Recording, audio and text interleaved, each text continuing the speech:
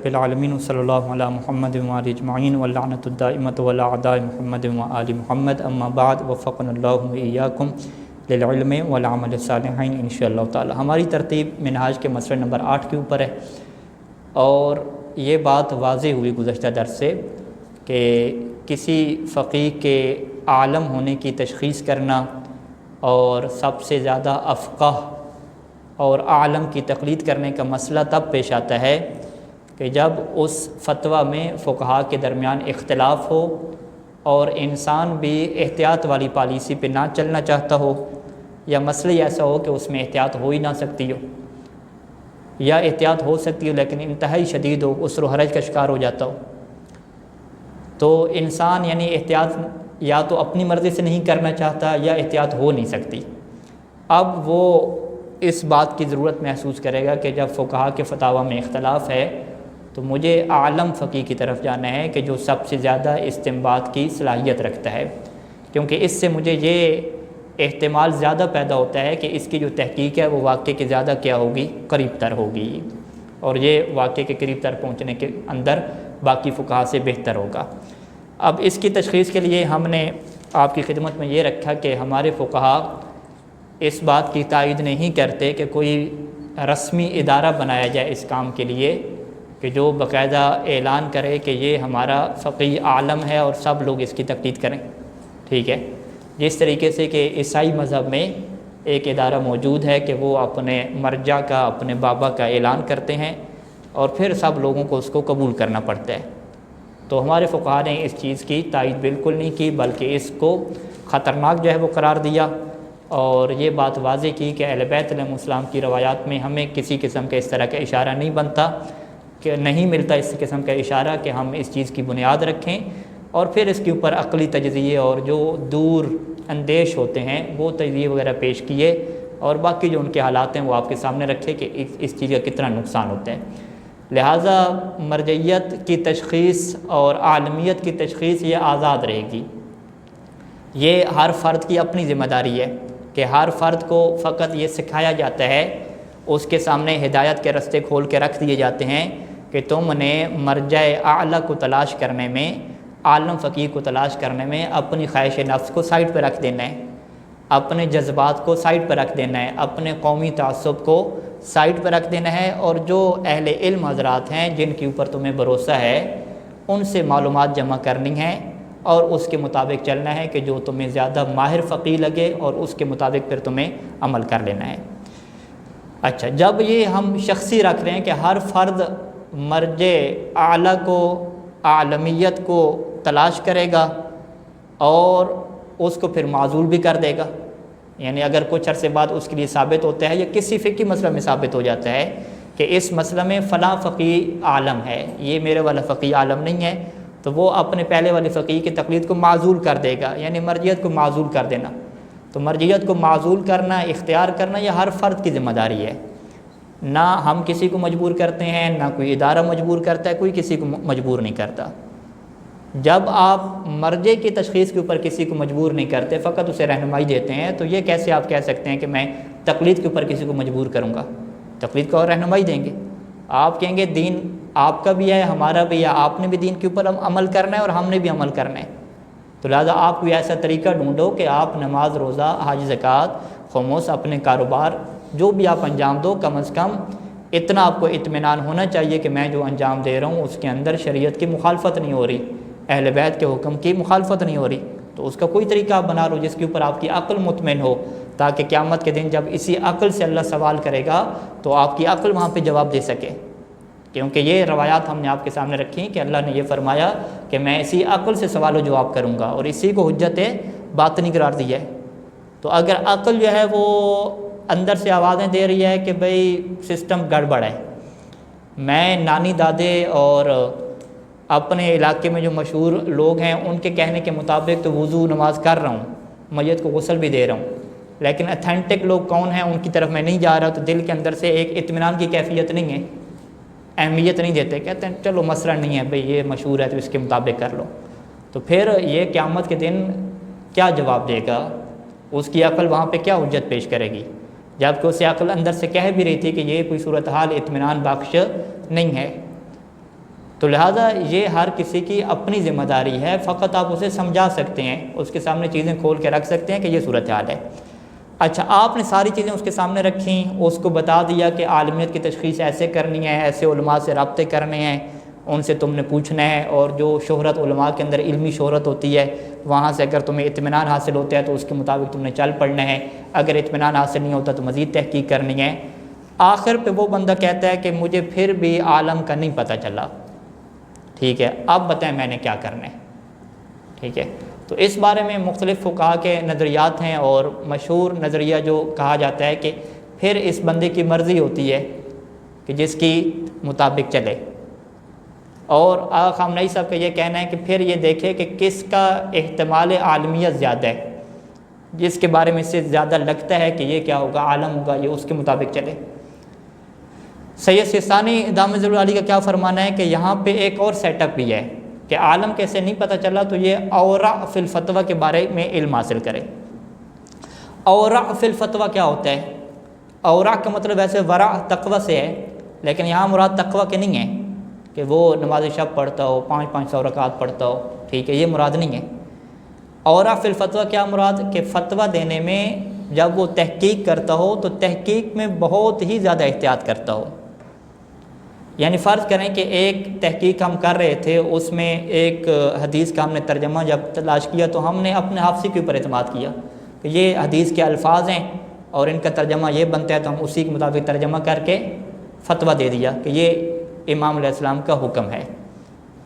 ایک دفعہ دوسرا فقیہ ہے وہ احتیاط کرتا ہے، وہ دوبارہ سے ڈکشنری کھولتا ہے، لغت کی قدیم کتابیں کھولتا ہے، اور وہ لفظ دیکھتا ہے کہ یہ لفظ کس معنی میں بولے جاتے تھے، دوبارہ سے نئے سرے سے۔ ہم کہیں یار یہ کیوں کر رہے ہو، پتہ نہیں ہے تو معنی، کہتے نہیں پھر بھی احتیاط ضروری ہے، دوبارہ سے میں کیا تحقیق کروں، ہو سکتا ہے کہ اس لفظ کا معنی یہاں پہ یہ والا نہ بنتا ہو، کوئی اور بنتا ہو، تو اس میں تحقیق کر رہے ہیں۔ اچھا، پھر اس سے یہ فقیہ کو پتہ چلا کہ اس کے خلاف ایک اور ہمارے پرانے فقیہ تھے، انہوں نے یہ فتویٰ نہیں دیا تھا، ان کا کوئی اور استدلال تھا۔ وہ دوبارہ اس کی کتابیں کھولتا ہے کہ وہ دیکھتا ہے کہ اس نے کیسے استدلال کیا ہے، تو یہ فقیہ کہتا ہے بھی کیوں اس اختلاف کے اوپر جا رہے ہو، تمہیں ایک روایت ملنے گی، صحیح و سند روایت، بس کافی ہے، تم آگے چلو۔ کہتے نہیں، مجھے مزید احتیاط کرنی ہے، ہو سکتا ہے کہ میں صحیح نہ سمجھ رہا ہوں، ہو سکتا ہے کہ انہوں نے صحیح سمجھا ہو۔ یعنی اس سے کیا کہتے ہیں، بال کی کھال اتارنے والا کام، کہ انتہائی لمبے کام کرنا۔ درس خارج ہمارے پاس جو ہیں یہ بھی ہمیں اسی طرح کے دو طرح کے نظر آتے ہیں۔ ایک درس خارج کیا ہوتے ہیں، شارٹ کٹ ہوتے ہیں۔ فقیہ جب فقہ کا مسئلہ بیان کرتا ہے وہ کہتا ہے کہ اس میں میری تحقیق کے مطابق 2 صحیح روایتیں ہیں، اور صحیح روایتوں کا یہ مفہوم ہے، ان کا یہ مطلب ہے، بات ختم۔ کچھ فقہا کیا کرتے ہیں، وہ کیا کرتے ہیں، ساری روایات کو جمع کرتے ہیں، صحیح ہوں ضعیف ہوں جو بھی ہوں، پوری ایک لسٹ بناتے ہیں، ٹھیک ہے، جیسے سید جعفر حکیم کے ساتھ ہم پڑھتے رہے وہ ایسے ہی کرتے ہیں۔ اخباری علماء نے جن حدیث کے ساتھ تمسک کیا وہ بھی ساری نکال کے لاتے ہیں، یہ پوری ایک لسٹ بنتی ہے، پوری فائل بنتی ہے، ورلڈ کی فائل بنتی ہے۔ پھر ان میں سے سند سے ہٹ کے ہر ایک کو الگ الگ کیا جاتا ہے کہ اس کی جو دلالت ہے، فرض کریں ہم خمر کی بحث پڑھ رہے تھے کہ شراب کے نجس ہونے کے اوپر کون سی روایات دلالت کرتی ہیں، تو وہ پیلا نشان لگانا کہ یہ پیلا نشان ہے، ایک سبز نشان ہے، ایک طرح کے کلرنگ کیا کرنا۔ ابھی میرے پاس فائل نہیں ہے، انشاءاللہ میں لے آؤں گا، آپ کو دکھاؤں گا۔ تو یہ کام بڑا لمبا ہوتا ہے، ٹھیک ہے۔ فرض کریں ہم ان کے پاس مسئلہ پڑھ رہے تھے نجاسات میں، جب یہ بحث آئی کہ ایک مرغی مر جاتی ہے تو مری ہوئی مرغی کے اندر جو انڈا ہے وہ پاک ہو گیا، نجس ہو گیا، اس میں ایک روایت ہے۔ اب آپ کہیں گے ایک روایت ہے تو کتنا دن لگنا چاہیے درس پہ، ایک درس کافی ہے، لیکن اس کے اوپر پورا کتنا لگا، 1 ہفتہ پورا لگا، 5 دن ہم نے اس کے اوپر لیکچر پڑھے۔ 5 دن کے بعد ثابت ہوا کہ وہ انڈا نجس ہو گیا یا پاک ہو گیا، کیا صورتحال ہوگی، ٹھیک ہے۔ آپ کہیں گے یہ اتنے لمبے آپ کیوں جا رہے ہیں بھائی، آپ کہیں گے ہمیں احتیاط کرنی ہے بھائی، جبکہ ایک فقیہ کیا ہے وہ ایک دن میں آپ کو تحقیق پیش کر دیتے ہیں۔ تو جو بندہ تحقیق کرنے میں، فتویٰ دینے میں بڑی احتیاطیں کر رہے ہیں، ایسی احتیاطیں کہ بعض وقت فقہا بھی کہتے ہیں کہ بھئی یہ تم بہت ہی ٹائم لگا رہے ہو، اتنی اس کی ضرورت نہیں ہے، لیکن وہ کہتے ہیں پھر بھی احتیاط اچھی چیز ہے۔ تو یہ جو زیادہ احتیاط کرتا ہے فتویٰ دینے میں، بڑی لمبی لمبی تحقیقیں کرتا ہے، جدھر بھی اس کو تھوڑا سا احتمال ہوتا ہے کہ استدلال بن جاتا ہے ادھر بھی جاتا ہے، اور اس کے درس خارج اور تحقیقات پڑھیں تو بڑی لمبی لمبی ہیں۔ یعنی سید سیستانی کی ولایت فقیہ کے موضوع پہ اگر آپ تحقیق پڑھیں اجتہاد و تقلید میں، تو حالانکہ انہوں نے پوری تحقیق نہیں دی، اصل ان کی تحقیق مقاصد کے وہ درس خارج ہیں، وہ بھی باہر ہی نہیں نکالی انہوں نے، ٹھیک ہے. تو آپ حیران ہوں گے کہ لفظ حاکم کے اوپر انہوں نے کتنی تحقیق کی ہے کہ یہ لفظ حاکم کیا حاکم کے معنی میں استعمال ہوتا تھا یا نہیں ہوتا تھا، جو بادشاہ اور سلطنت کے معنی میں ہے، یا یہ قاضی کے معنی میں استعمال ہوتا تھا. انہوں نے کیا ایک ایک روایت کو ہم نے چھان مارا، ہم نے دیکھا کہ حاکم کیا قاضی سے ہٹ کے حکومت کرنے کے معنی میں ہے یا نہیں ہے، ٹھیک ہے. اب ایک فقیہ اس طرح کی تحقیق کرتے ہیں، آپ سیدھی سی تحقیق کریں کہ بھی جو بھی تم میں سے فقیہ ہو حلال و حرام میں نظر کرتا ہو فجعلتہ حاکما علیکم، میں نے اسے تمہارے اوپر حاکم بنا. کہ حاکم کیا مطلب کہ وہ حکومت کرنے والا بنا دیا، ٹھیک ہے. ہم تو سیدھا ترجمہ یہ کریں گے، آپ نے حاکم کا لفظ بھی دیکھ لیا قاموس میں، اس کا مطلب حکومت کرنے والا. دیگر بڑی کتابوں میں نہیں گے کہ حکومت کے عربی زبان میں اور کتنے معنی میں ہوتے ہیں. یہ قضاوت کے معنی میں آتی ہے، قضاوت کے پھر معنی میں اہل بیت کے زمانے میں کس معنی میں بولی جاتی تھی، پھر کتنی حدیثیں اسی کے اوپر موجود ہیں کہ جو کسی اور معنی میں حکومت والے معنی میں استعمال ہوئے. تو یہ ایک لمبی تحقیق ہے، اس کے لیے کئی دن چاہیے، کئی مہینے چاہیے، اور انسان کو کیا ہے وہ بہت زیادہ پڑھنا پڑتا ہے اس کے لیے. تو اس ساری جو مثالیں آپ کے سامنے رکھی ہیں، اس فقیہ کو کیا کہتے ہیں؟ اورع فی الفتویٰ کہتے ہیں. تو یہ جو بندہ تھا کہ جس نے عالم کو تلاش کرنا تھا، عالم اسے نہیں ملا. تو سید سیستانی کیا فرماتے ہیں کہ یہ پھر اپنے علماء سے فقہا سے یہ پوچھے کہ آپ مجھے فقہا کی تحقیقات پڑھ کے یہ بتا دو کہ کون سا فقیہ ایسا ہے کہ جو فتویٰ دینے میں احتیاط کے دامن کو زیادہ اپناتا ہے.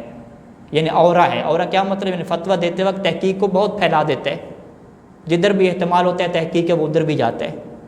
تو یہ تو فقہا کام کر سکتے ہیں، جو خصوصاً جو ان کے درس میں جا رہے ہیں، جن کی تحقیقات پڑھ رہے ہیں، وہ تحقیق ایک دو تحقیقیں پڑھ کے اندازہ لگا سکتے ہیں. تو اگر ان کو یہ پتہ چل گیا کہ سید سیستانی اورع فی الفتویٰ ہیں، تو اب ان کی ذمہ داری کیا ہوگی کہ اگر عالم نہیں ملا تو اب دوسرے سیٹ اپ پہ کس کے اوپر آئیں گے؟ اورع فی الفتویٰ کے مطابق وہ عمل کریں گے. واضح انشاءاللہ. اچھا، اب وہ اگلا وہ کہتا ہے کہ اورع کے بارے میں نے معلومات لی ہیں تو مجھے اورع فی الفتویٰ بھی نہیں ملا، ٹھیک، اب میں کیا کروں؟ اب سید ثانی کیا فرماتے ہیں کہ اس کے لیے پھر یہ ہے کہ وہ جس کی تقلید کرنا چاہے تقلید کرے، لیکن یہاں پہ ہم دو آپشن بناتے ہیں. ایک کو کیا کہتے ہیں؟ شبہ معصورہ کہتے ہیں، اور دوسرے کو کیا کہتے ہیں؟ شبہ غیر معصورہ کہتے ہیں. شبہ معصورہ کیا مطلب؟ کہ یہ کہتا ہے کہ ابھی جو 5 فقہا ہیں نا، ان کے متعلق مجھے شبہ ہے کہ ان میں سے کوئی ایک عالم ہوگا، لیکن یہ بات طے ہو گئی ہے کہ ان 5 کے علاوہ کوئی اور عالم نہیں ہے. اس سے ہم کیا کہتے ہیں کہ اس نے جب تحقیق کا دامن اپنایا، بہت سارے لوگوں سے نظریات لیے، ماہرین سے، تو آخر پہ وہ نتیجے پہ پہنچا کہ یہ جو 5 فقہا ہیں نا، ان کے بارے میں سب کہہ رہے ہیں کہ یہ عالم ہے، اور کوئی دوسرے کو کہہ رہا ہے، کوئی تیسرے کو کہہ رہا ہے، کوئی چوتھے کو کہہ رہا ہے، کوئی 5ویں کو. ان 5 کے علاوہ باقی کے متعلق عالمیت کی کوئی گواہیاں ہیں ہی نہیں ہیں، شاذ و نادر گواہیاں. لہٰذا وہ کہتا ہے کہ میرے نزدیک یہ علم آ گیا ہے کہ عالم انہی 5 میں سے کوئی ہے. اس کو کیا کہتے ہیں؟ شبہ عالمیت کہتے ہیں. یعنی شبہ عالمیت ان 5 میں سے کسی ایک کا ہے، ٹھیک ہے. تو یہاں پہ سید ثانی کیا فرماتے ہیں کہ شبہ عالمیت جب 5 میں سے کسی ایک کا ہو تو وہ 5 میں سے کسی کی بھی تقلید کر سکتا ہے، 5 میں سے کسی کی بھی تقلید کر سکتا ہے، لیکن اس 5 کے علاوہ پھر وہ باہر کسی کی تقلید نہیں کر سکتا. واضح؟ یعنی وہ کہے کہ بھئی ٹھیک ہے، میرے لیے تو عالمیت ثابت ہی نہیں ہوئی، اب میں جو ہے نا وہ ہمارے محلے کے ایک مجتہد بن گیا، میں اس کی تقلید کر لیتا ہوں، ٹھیک ہے. نجف کے ایک اور مجتہد ہیں جن کا نام ہی نہیں ہے، میں ان کی تقلید کر لیتا ہوں، ٹھیک ہے. ایران کے قوم کے فلاں مجتہد ہیں، میں ان کی تقلید کر لیتا ہوں. تو ہم کہیں گے چلیں آپ بتائیں کہ کیا آپ کے یہاں شبہ عالمیت بھی نہیں پیدا ہوا؟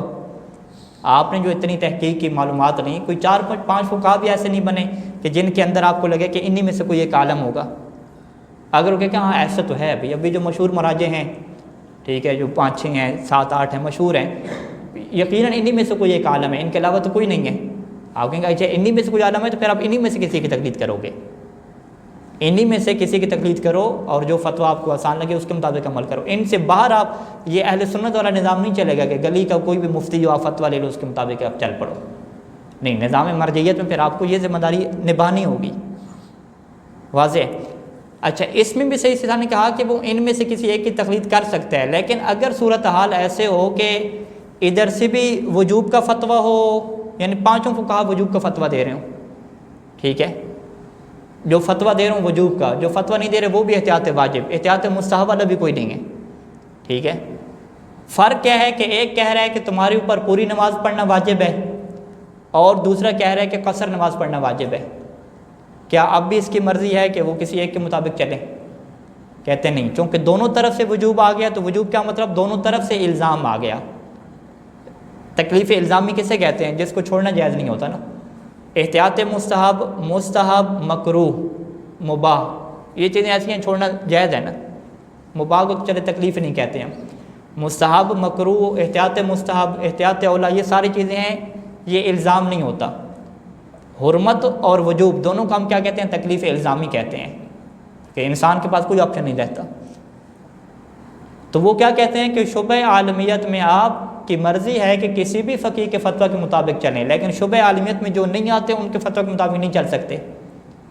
اور شبہ عالمیت میں جب آپ کسی کے مطابق چلیں گے تو اگر ان میں سے سب کا فتویٰ ایسا ہے کہ جس کے فتوے کے اوپر بھی جائیں تو آپ کو وجوب نظر آتا ہے، ادھر بھی وجوب ادھر بھی وجوب، ہاں اختلاف کس میں ہے کہ وہ ایک چیز کو واجب کہہ رہا ہے، دوسرا دوسری چیز کو واجب کہہ رہا ہے۔ تو یہاں پہ پھر سیدھی ثانی فرماتے ہیں کہ آپ کے لیے احتیاط کرنا واجب ہوگا، یعنی احتیاطاً آپ پوری نماز بھی پڑھیں گے اور احتیاطاً آپ قصر نماز بھی پڑھیں گے۔ اور یہ معاملہ کہاں پہ پیش آتا ہے؟ فرض کریں بیع و شراء اور کاروبار مختلف طرح کے، ٹھیک ہے، فیوچر ٹریڈنگ کا مسئلہ آ گیا، فیوچر ٹریڈنگ جو آن لائن ہو رہی ہے، شبہ عالمیت میں سے ایک فقیہ کہہ رہا ہے فرض کریں کہ بٹ کوائن کرنسی کا آپ لے لیں، ایک فقیہ کہہ رہا ہے کہ جائز ہے، ٹھیک ہے، اور دوسرا فقیہ کیا کہہ رہا ہے؟ حرام ہے۔ اب سید ثانی فرماتے ہیں یہ بھی احتیاط والا مسئلہ ہے، کیوں؟ کیونکہ جب آپ معاملہ کرتے ہیں کسی کے ساتھ، آپ کا پیسہ اس کے پاس گیا، اس کی چیز آپ کے پاس آئی، تو یہاں پہ اگر معاملہ ٹھیک ہوا، ٹھیک ہے، تو آپ کے لیے کیا ہے جی؟ جو اس کا پیسہ آپ کے پاس آیا، اس کی چیز آئی ہے، اس میں آپ کے لیے تصرف کرنا جائز ہے، اور آپ کے لیے جو آپ نے اس کو دے دیا اس میں تصرف کرنا حرام ہو گیا ہے، یعنی آپ کے لیے اپنے پیسے میں تصرف کرنا حرام ہو جائے گا اگر معاملہ ٹھیک ہے۔ یہ میرا موبائل تھا نا، میں نے آپ کو بیچ دیا، معاملہ ٹھیک ہو گیا، اب کیا وہ موبائل میں آپ سے لے کے استعمال کرنے لگ جاؤں؟ ہم کہیں گے نہیں، اس موبائل میں تصرف حرام ہو گیا کیونکہ معاملہ صحیح ہے، اس کا مطلب ہے کہ حرمت آ گئی۔ اور اگر معاملہ باطل ہوا، معاملہ اگر باطل ہوا تو پھر جو میرا اپنا پیسہ ہے، میرا جو اپنا موبائل ہے، اس میں تصرف تو جائز ہے، لیکن میں نے جو اس سے لیا ہوا ہے اس میں تصرف کیا ہو جائے گا؟ حرام ہو جائے گا۔ یعنی دو ہی آپشن ہے میرے پاس، اگر معاملہ صحیح ہے تو میرے لیے اپنے مال میں تصرف حرام ہے، اور اگر معاملہ باطل ہے تو میرے لیے اس کے مال میں تصرف حرام ہے۔ فقہا کا اختلاف ہو گیا، ایک فقیہ کہہ رہا ہے کہ یہ بٹ کوائن کا مسئلہ حلال ہے، دوسرا کہہ رہا ہے حرام ہے۔ اب آپ کا دو ہی آپشن ہے کہ یا میرے لیے اپنے مال میں تصرف حرام ہے یا اس کے مال میں تصرف حرام ہے۔ تو اس مسئلے میں بھی آپ کے لیے احتیاط کرنا واجب ہوگا، یعنی آپ کیا کریں گے؟ آپ کریں گے بٹ کوائن کا معاملہ نہیں کرتا، میں فیوچر ٹریڈنگ کا معاملہ بھی نہیں کرتا، کیونکہ اس میں کیا احتیاط ہے؟ واجب ہے۔ آپ سے وہ کہیں گے قبلہ عالمیت کا نہیں تشخیص ہوئی، صحیح ثانی نے فتویٰ نہیں دیا، باقی جو عالم ہے فالعالم وہ بھی شبہ عالمیت ہے، 3 4 ہیں 5 ہیں، ان میں سے کسی ایک کے اوپر کر لو۔ آپ کہتے ہیں ان میں سے میں کسی ایک کا کر لیتا، لیکن مسئلہ کیا آ رہا ہے کہ دونوں طرف سے الزام آ رہا ہے، جو معاملے کو جائز کہہ رہے ہیں اس کے مطابق میرے لیے اپنی چیز میں تصرف حرام ہو جاتا ہے، جو باطل کہہ رہے ہیں اس کے مطابق میرے لیے اس کی چیز میں تصرف حرام ہو جاتا ہے۔ اسے کیا کہتے ہیں؟ تصرف فی حرمت احد العوضین۔ تو یہاں پر مجھے کیا کرنی ہوگی؟ احتیاط کرنی ہوگی۔ تو لہٰذا اس جیسی جو مثالیں ہوتی ہیں کہ جہاں پہ انسان پھنستا ہے، دونوں طرف سے حرمت آ رہی ہے، دونوں طرف سے وجوب آ رہا ہے، وہاں پہ انسان کو احتیاط واجب کرنی ہوتی ہے، وہ تقلید نہیں کر سکتا کسی ایک کی، اس کے علاوہ جو ہے وہ کیا کر سکتا ہے؟ احتیاط کر۔ فرق نکاح کا مسئلہ لے لیں، ایک فقیہ کہہ رہا ہے کہ شادی شدہ اگر خاتون زنا کرتی ہے تو وہ ہمیشہ کے لیے زانی کے اوپر حرام ہے، فتویٰ دے دیا۔ دوسرے نے کہا کہ جی احتیاط مستحب کے طور پہ حرام ہے، فتویٰ نہیں دیا۔ تو آپ اس کے اوپر عمل کر سکتے ہیں کیونکہ دونوں طرف سے الزام نہیں آ رہا۔ واضح؟ یہ کیا ہو گیا؟ شبہ عالمیت ہو گیا۔ اور اگر شبہ عالمیت نہ ہو، جو کہ بہت کم ہوتا ہے، یعنی انسان کہے کہ مجھے کوئی 3 4 بھی ایسے نہیں ملے کہ جس کے مطابق عالمیت کا یقین ہو، سارے کے سارے برابر ہیں بھائی، آپ کہیں گے پھر آپ نے تحقیق ہی نہیں کی۔ فرض کریں کوئی بندہ ایسا نفسیاتی ہے، وہ کہتا ہے کہ میں نے تحقیق کی ہے، مجھے 5 6 تو کیا ایک بھی نہیں ملا جس کے متعلق مجھے یہ پتہ ہو کہ وہ عالم ہے، اس کو پھر یہ اختیار ملتا ہے کہ وہ جس کی چاہے تقلید کرے۔ لیکن پھر بھی اگر یہ والا مسئلہ آ گیا کہ دونوں طرف سے الزام آ گیا، دونوں طرف سے حرمت آ گئی، دونوں طرف سے وجوب آ گیا، تو وہاں پر اسے کیا کرنی پڑے گی؟ احتیاط کرنا پڑے گی۔ تو یہ سید ثانی کا ایسا موقف ہے کہ میں نے باقی فقہا کو بھی پڑھا، لیکن سید ثانی کا یہ موقف بہت ہی دقیق ہے، جو انسان کو ایک ایسی ذمہ داری کے اوپر لے کر جاتا ہے کہ انسان کو یقین ہو جاتا ہے کہ میں تقریباً کیا ہے شریعت کے اوپر مکمل طور پہ غیبت کے زمانے میں عمل کر رہا ہوں۔ تو لہٰذا خلاصہ کلام کیا ہے، اگر پریکٹیکل دیکھیں تو شبہ عالمیت میں ہمارے پاس کون ابھی بچ گئے ہیں؟ 3 ہی کیا فقہا بچے ہوئے ہیں جو نجف کے ماہرین کی تشخیص ہے، جو ہمیں اساسہ بتاتے ہیں۔ ایک آیت اللہ اسحاق الفیاض، دوسرے سید شبیری زنجانی اور شیخ وحید خراسانی، خدا ان سب کو طول عمر عطا فرمائے۔ ان 3 میں سے ہم کسی ایک کی طرف رجوع کر سکتے ہیں، یہ شبہ عالمیت ہے۔ ہاں کچھ ایران کے لوگ مثلاً ہیں، ان کے مطابق شبہ عالمیت کا تھوڑا دائرہ کیا ہے، وسیع ہے، اس میں 5-6 فقہا ہیں، کسی کے ہاں 7 ہیں، کسی کے ہاں 8 ہیں، لیکن حوض نجف اشرف کا موقف یہ ہے کہ ہمارا شبہ عالمیت کافی تنگ ہے، ٹھیک ہے، لہٰذا ہم ہر طرف کسی کی طرف نہیں جا سکتے۔ اہل کن کے کچھ برادران ہیں، وہ شبہ عالمیت 12-14 تک ہے ان کا، وہ جو جامع مدرسین نے ایک لسٹ جاری کی ہے 13-14 فقہا کی، وہ کہتے ہیں ان میں سے کسی ایک کی کر سکتے ہیں۔ تو جس کے اوپر اعتماد ہے، اگر ان کو ان کے اوپر اعتماد ہے، ہر کسی کی عقل نے اپنا جواب دینا ہے نا عقل کا، اگر ان کو ان کے اوپر اعتماد ہے ان کے مطابق کریں، لیکن ہمارا جو حوض نجف کا موقف ہے یہ انتہائی احتیاط کے قریب تر ہے کہ شبہ عالمیت کو یہ زیادہ پھیلایا ہوا انہوں نے نہیں ہے۔ صلی اللہ علیہ محمد و آلہ اجمعین۔